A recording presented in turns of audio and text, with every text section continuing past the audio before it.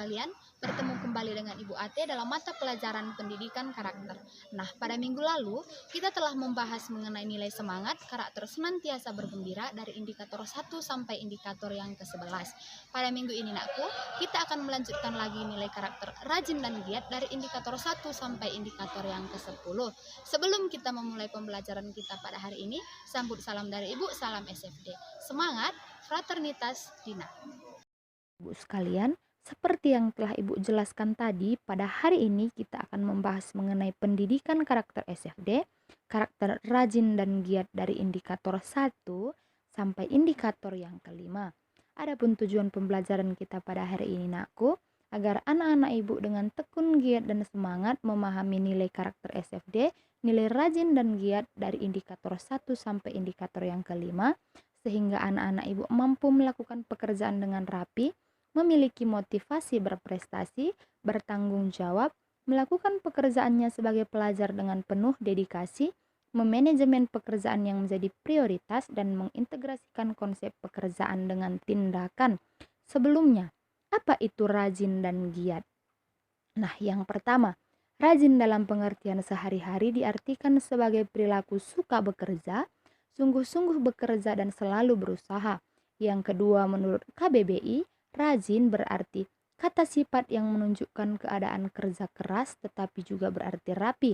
Rajin menunjukkan suatu keuletan dan tekad bekerja keras yang seakan tak kenal lelah demi menyelesaikan tugas. Nah, kita lanjut ke indikator yang pertama. Nah, sebelumnya, nakku, di sini Ibu punya satu quotes. Salah satu pengkerdilan terkejam dalam hidup adalah membiarkan pikiran yang cemerlang menjadi budak bagi tubuh yang malas yang mendahulukan istirahat sebelum lelah, dari Buya Hamka. Ini akan menjadi tugas kamu yang nomor 1. Jadi tugasnya, analisislah kata-kata yang ada di dalam quotes ini. Coba kamu cari nilai SFD apa yang terkandung, nilai yang mana, karakter yang mana, dan indikator yang keberapa. Nah, itu yang menjadi tugas nomor 1. Indikator yang pertama, membuat bahan ajar yang berkualitas dan efektif. Bahan ajar adalah segala bahan yang digunakan untuk membantu peserta didik dalam melaksanakan kegiatan belajarnya di kelas. Peserta didik yang tidak mempersiapkan bahan ajar yang efektif dan baik akan terganggu proses belajarnya. Nah, jadi sebagai peserta didik, nakku, bahan ajar yang perlu kamu persiapkan adalah alat-alat untuk belajar, dan yang terutama adalah buku panduan kita atau modul kita untuk belajar. Yang selanjutnya, yang kedua, melakukan pekerjaan dengan rapi. Melakukan pekerjaan dengan rapi berarti mengerjakan pekerjaan yang kita lakukan sesuai dengan konsep, terperinci, sistematis, terstruktur, dan terencana, sehingga akan menghasilkan pekerjaan yang rapi dan memuaskan. Manfaatnya jika kita mengerjakan pekerjaan dengan rapi adalah, yang pertama, kita melakukan tugas secara terencana dan terprogram. Yang kedua, membantu kelancaran pekerjaan kita. Dan yang ketiga, memberikan hasil pekerjaan yang maksimal. Nah, indikator yang ketiga, belajar terus-menerus. Nah, belajar terus-menerus ini, nakku, memiliki satu kata keren. Apa itu, Bu? Long life education. Nah, konsep belajar di sini berarti sesuatu yang berlangsung sepanjang kehidupan seseorang dan berkesinambungan atau sering disebut dengan long life education. Setiap orang perlu mengembangkan dirinya terus-menerus mengingat perkembangan teknologi saat ini.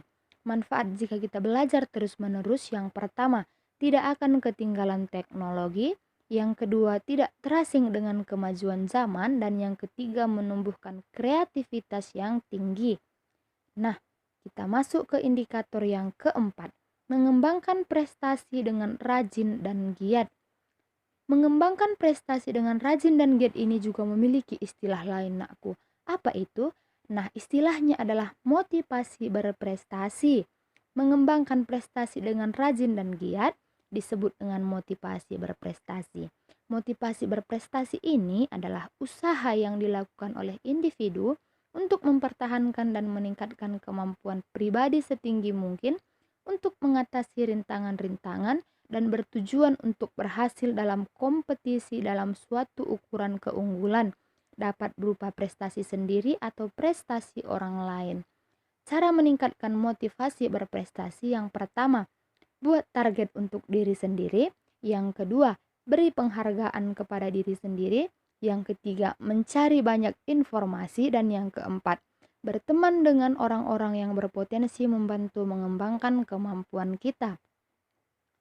Kita masuk ke indikator yang kelima, mengembangkan tugas dengan penuh tanggung jawab. Nah, apa itu tanggung jawab? Ini sudah kita pelajari di karakter senantiasa bergembira. Coba kita bahas lagi. Menjalankan tugas dengan penuh tanggung jawab berarti pekerjaan dilakukan secara menyeluruh hingga selesai dengan baik. Banyak manfaat dari bertanggung jawab penuh sebagai seorang pelajar, antara lain: 1. Memperoleh hasil yang memuaskan. Yang kedua, menumbuhkan semangat belajar. Yang ketiga, mendapatkan pengalaman belajar yang menyenangkan. Dan yang keempat, mampu mengharumkan nama sekolah. Kenapa nakku menjalankan tugas dengan penuh tanggung jawab itu bisa mengharumkan nama sekolah? Karena dengan kamu bertanggung jawab sebagai seorang pelajar, kamu pasti bisa meningkatkan prestasi kamu. Dan prestasi kamu ini adalah salah satu cara untuk mengharumkan nama sekolah. Nah, jadi untuk hari ini cukup sekian materi dari Ibu. Ibu harapkan anak-anak Ibu memahami apa yang telah Ibu sampaikan serta mampu melaksanakannya di dalam kehidupan anak-anak Ibu sekalian. Karena selalu seperti yang Ibu bilang, nilai SFD ini nakku tidak cukup jika hanya untuk diketahui dan dipahami saja, melainkan harus kita lakukan di dalam kehidupan kita sehari-hari.